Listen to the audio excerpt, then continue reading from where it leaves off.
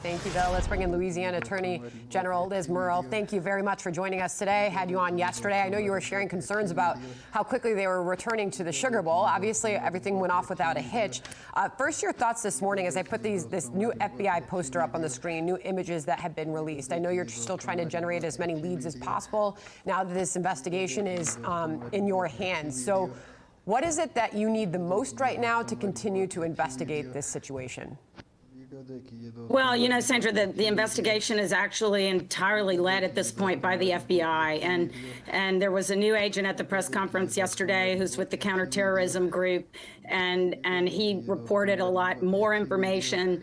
You know, I think we will continue to see a lot more information coming out with a deeper psychological profile on this individual.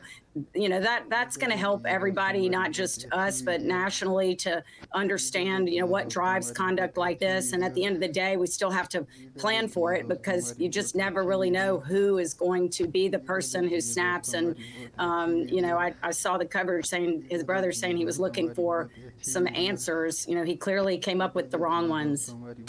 You know, Madam Attorney General, yesterday you shared some concern that you weren't getting information from the feds as the investigation was continuing. Have you been getting briefed more? I mean, yes, they are giving us information. You know, I guess I would say that we always want more information in a situation like this rather than less. It is a rapidly moving situation. Obviously, I was concerned that we weren't getting the communication that we needed to get. I think that is improving. There are a lot of FBI agents on the ground. We are seeing more engagement from higher levels of leadership. I'm still concerned that there is a void of leadership in Washington, D.C., and that affects everything all the way down.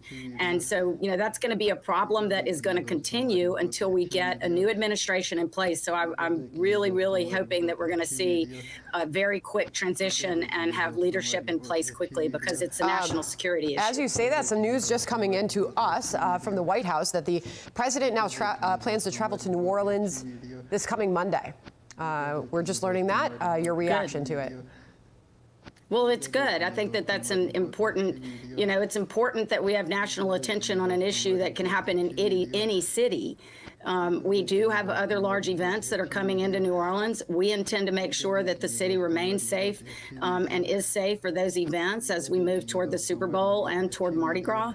But I think that, again, if we have a void in leadership in Washington, we need that problem to be solved.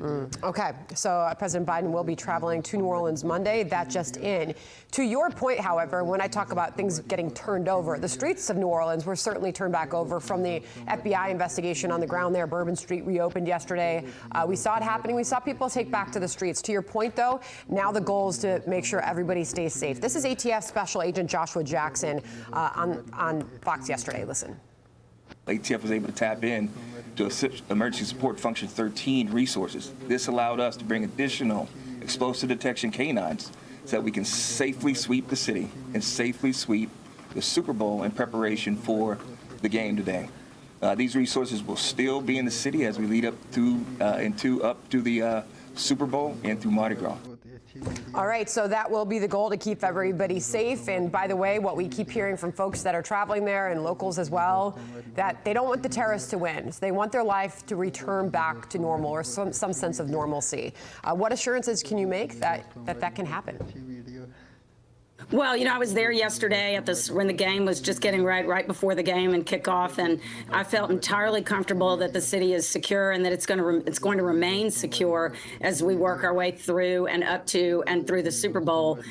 You know, there's a huge law enforcement presence there. We've deployed National Guard there. The federal government has resources on the ground, and they're not only bringing bomb-sniffing dogs in, but we've got sheriffs who are also bringing resources from all over the state. And, you know, I am confident that New Orleans is going to be secure, but it's still a national issue that we need to not have a void in leadership, and we need a smooth transition. So I'd really like to see Pam Bondi and Kash Patel confirmed very quickly so that we don't see a gap in leadership in Washington. Got it. Madam Attorney General, thank you very much for joining us. Appreciate the update.